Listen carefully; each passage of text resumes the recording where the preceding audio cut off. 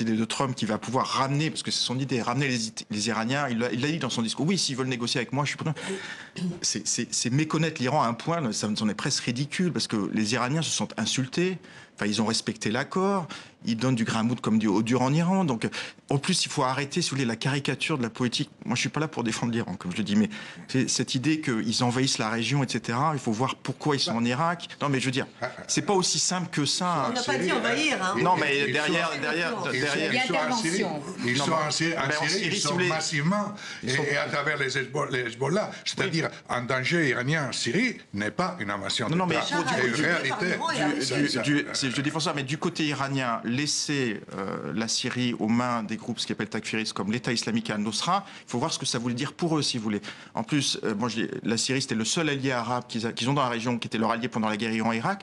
Donc stratégiquement, on peut discuter, mais leur choix, c'était d'aller en Syrie. C'est pas pour envahir la région, que c'est quand même le narratif qu'on nous vend partout. En Irak, quand j'entends les Américains critiquer la présence de l'Iran en Irak, qu'est-ce qui serait passé? Enfin, moi, je suis là. C'est toujours facile de critiquer.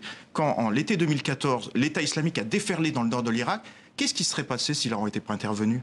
Je veux dire, c'est très facile de dire ils sont là à agiter les milices. Donc, si vous voulez, ils ont un rôle.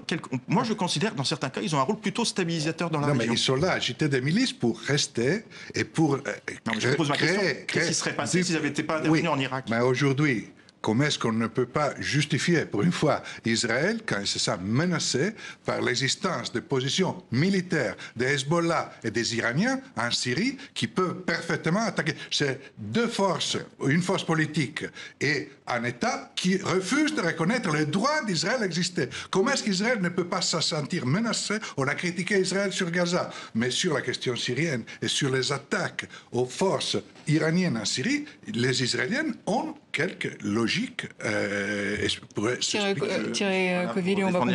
pense qu'ils n'ont aucun intérêt. Je comprends l'inquiétude d'Israël, mais ils n'ont aucun intérêt. Si vous regardez ils attaquent, si vous voulez, qu'ils attaquent comme ça sans raison parce qu'ils considèrent l'État israélien comme illégitime, etc. Ça n'existe pas en Iran. C'est très calculateur, donc ils n'ont absolument aucun intérêt, à mon avis, d'attaquer Israël de front.